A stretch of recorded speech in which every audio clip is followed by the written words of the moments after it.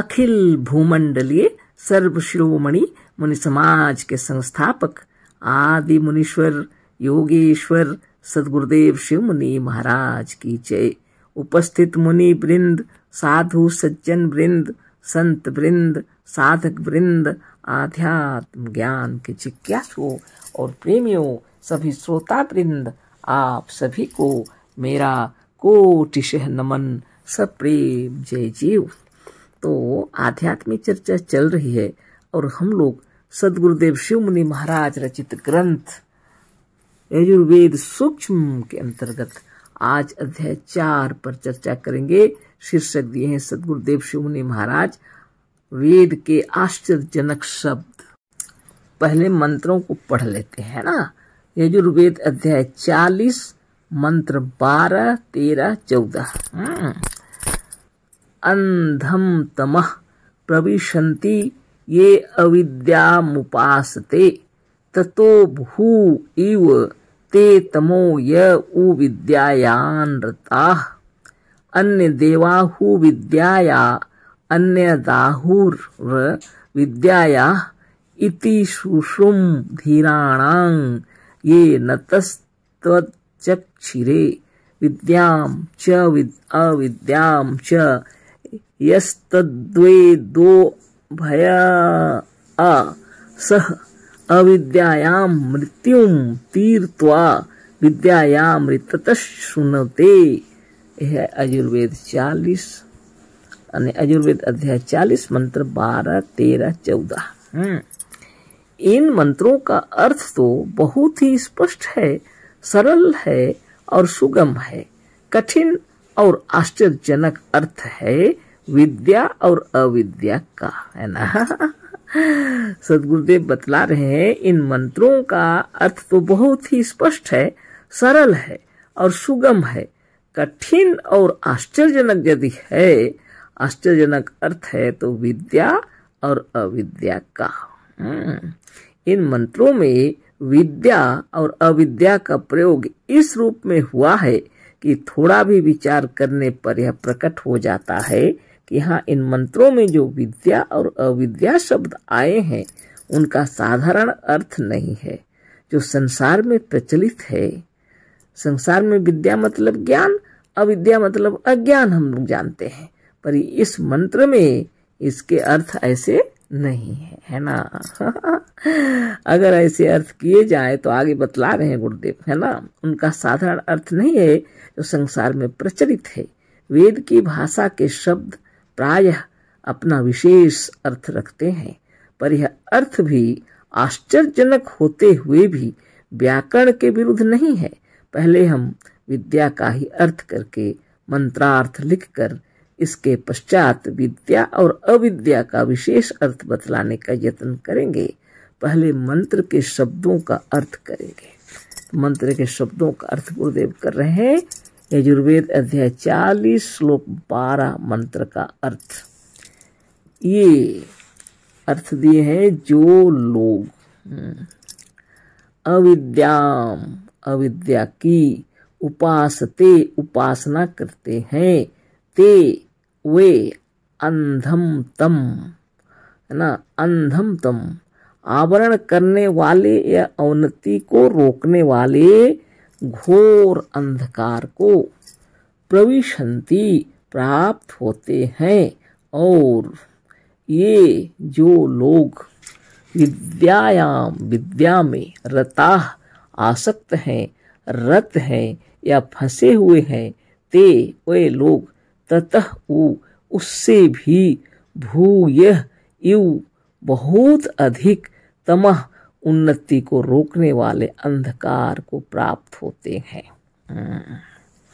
यजुर्वेद अध्याय 40 मंत्र 13 का अब अर्थ देख लीजिए। विद्या से अन्यत एव दूसरा ही, यानी फल ब्रैकेट में लिखे, आहु बतलाया गया है, ब्रैकेट में और लिखे हैं। अविद्या से अन्यत दूसरा ही फल आहु बतलाया गया है। इति इस प्रकार हम लोगों ने धीराणाम उन धीमान यानी बुद्धिमान लोगों से सुश्रुम सुना है।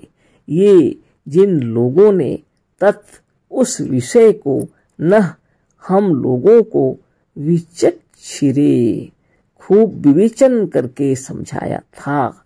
यह है आयुर्वेद अध्याय 40 के मंत्र 14 का भी अर्थ अब देख ले। 12 और 13 का हो गया, 14 का भी अर्थ देख लेते हैं।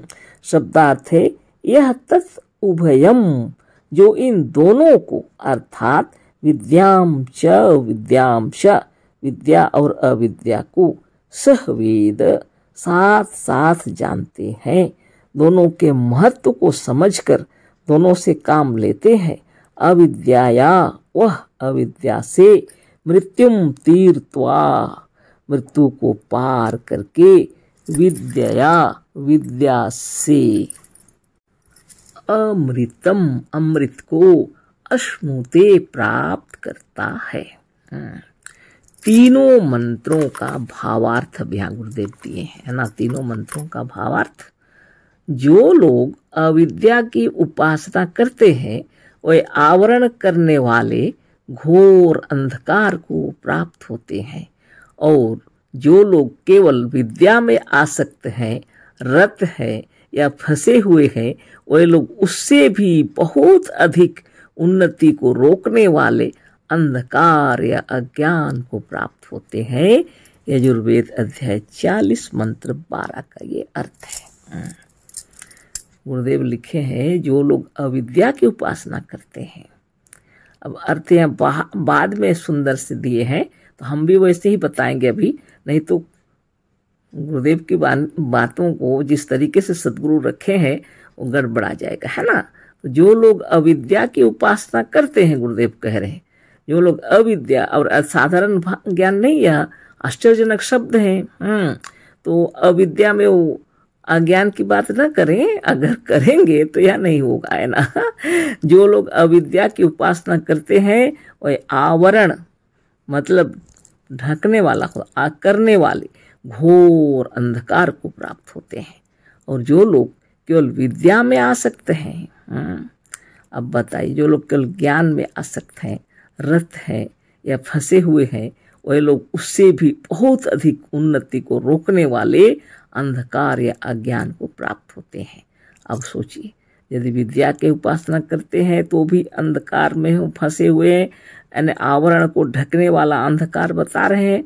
और जो लोग अगर विद्या में आसक्त हैं, अब अविद्या की उपासना करते हैं तभी भी अंधकार को प्राप्त हो रहे हैं।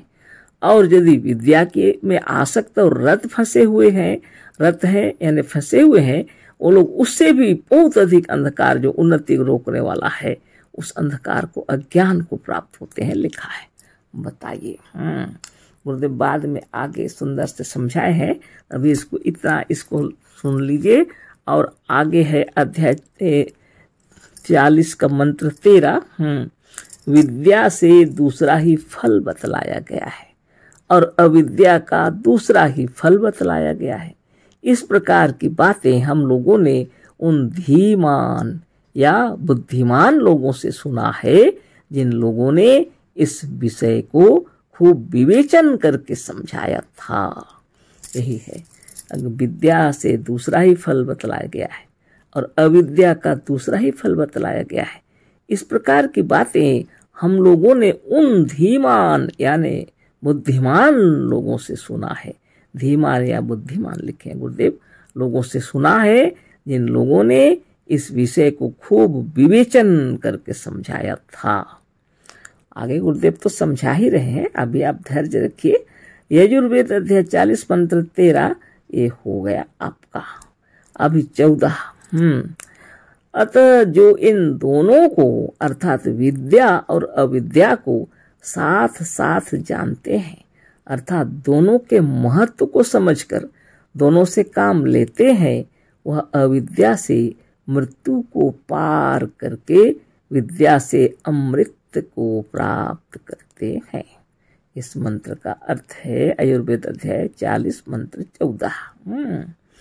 इसमें लिखे हैं विद्या और अविद्या दोनों को साथ साथ लेकर के जब चलते हैं, दोनों के महत्व को जो समझते हैं, दोनों से जो काम लेते हैं, वह अविद्या से मृत्यु को पार करके, अविद्या से मृत्यु को पार करके और विद्या से अमृत को प्राप्त करते हैं। अब आगे गुरुदेव समझा रहे हैं बहुत सुंदर तरीके से, है ना। विद्या और अविद्या का विचित्र अर्थ। अब आप लोगों ने ऊपर के तीनों मंत्रों का अर्थ जान लिया। इन मंत्रों में विद्या और अविद्या का वर्णन जिस रूप से हुआ है वह बहुत ही विचित्र है।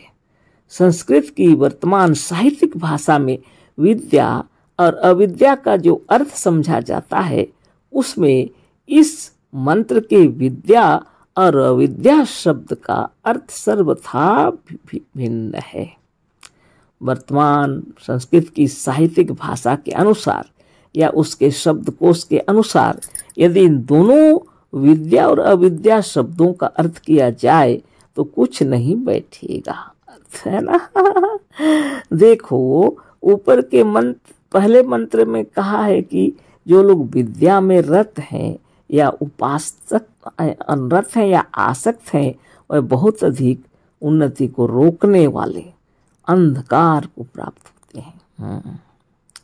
सतगुरुदेव बतला रहे हैं, देखो ऊपर के मंत्र में कहा है जो लोग विद्या में रत हैं या आसक्त हैं वह बहुत अधिक उन्नति को रोकने वाले अंधकार को प्राप्त होते हैं। यह कभी भी नहीं हो सकता। साधारण अर्थ में अगर देखेंगे विद्या का यदि यही साधारण अर्थ लिखा जाए जो प्रचलित है तो यह कभी नहीं हो सकता कि जो ज्ञान और विद्या में रत है वह उन्नति को रोकने वाले अज्ञान या अंधकार को प्राप्त होते हैं। जब विद्या का मतलब ज्ञान हम लोग जानते हैं साधारणतः, और अविद्या मतलब अज्ञान, मगर यहाँ जिस हिसाब से लिखा हुआ है ना तो आश्चर्यजनक बातें हैं, विचित्र बातें हैं। विद्या और अविद्या का विचित्र अर्थ गुरुदेव कह रहे हैं। अब वो उन्नति को रोकने वाले अज्ञान या अंधकार को प्राप्त हों, ऐसा कैसे हो सकता है ना। यह कभी नहीं हो सकता है।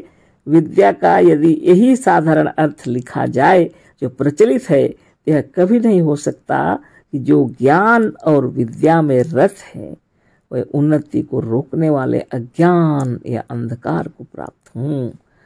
अतः अवश्य यहाँ पर विद्या का दूसरा अर्थ है। यही नहीं, तीसरे मंत्र में तो इससे भी अधिक आश्चर्यजनक बात यह कही गई है कि अविद्या द्वारा मनुष्य मृत्यु से तर जाएगा या मृत्यु को जीत लेगा। अविद्या का जो साधारण अर्थ अज्ञान है उससे मृत्यु को तर जाना, मृत्यु को जीत लेना असंभव है ना। साधारण अर्थ में अज्ञान है, अविद्या मतलब यहाँ लिखा हुआ है जो ये मृत्यु को तर जाएगा। अविद्या द्वारा मनुष्य मृत्यु से तर जाएगा या मृत्यु को जीत लेगा। तो अविद्या का जो साधारण अर्थ अज्ञान है उसे मृत्यु को तर जाना, मृत्यु को जीत लेना असंभव है। अतः अवश्य यहाँ पर इन मंत्रों में जो विद्या शब्द आया है उसका कोई दूसरा ही अर्थ है ना। पर आज तक इन वेद के मंत्रों या ईशावास्योपनिषद के इन मंत्रों के जितने भाष्य हुए हैं सबने इन मंत्रों में आए हुए विद्या शब्द का अर्थ ज्ञान ही किया है, जो कभी नहीं हो सकता। ज्ञान द्वारा किसी को घोर अज्ञान अंधकार का प्राप्त होना असंभव है। पर पहले के सभी भाष्यकारों ने इससे भी अधिक आश्चर्यजनक अर्थ यह किया है कि अविद्या का अर्थ कर्म बतलाया है। इसी भाष्यकार ने विद्या का अर्थ ज्ञान करते हुए भी अविद्या का अर्थ कर्म कैसे कर दिया यह विचारणीय है। न विद्या अविद्या, न विद्या मतलब अविद्या, जो विद्या नहीं है यह अविद्या है। अविद्या का अर्थ है कर्म, किसी तरह से नहीं हो सकता। यहाँ इस मंत्र में विद्या का अर्थ ज्ञान नहीं है, पर अविद्या का अर्थ कर्म तो किसी तरह से नहीं हो सकता।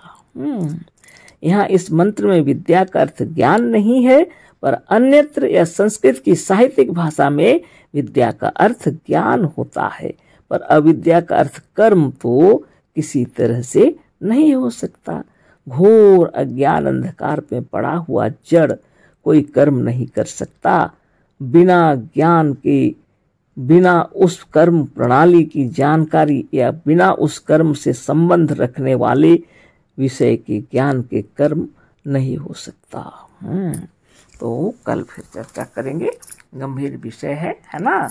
और उसको उसी तरह से हम लोग चर्चा कर रहे हैं जैसे गुरुदेव लिखे हैं, तब जाके ठीक समझ में आएगा। नहीं तो एक पंक्ति में ही गुरुदेव समझा देते, लेकिन क्यों इस तरह से लिखे हैं ये भी तो रहस्य की बात है ना। इसलिए इसको उसी तरह ही पढ़ेंगे जैसे गुरुदेव समझा रहे हैं, क्रम अनुसार विद्या और अविद्या की बातें, है ना। अशेष धन्यवाद, कोटिशः नमन, सप्रेम जय जीव। सद्गुरुदेव शिव मुनि महाराज की जय।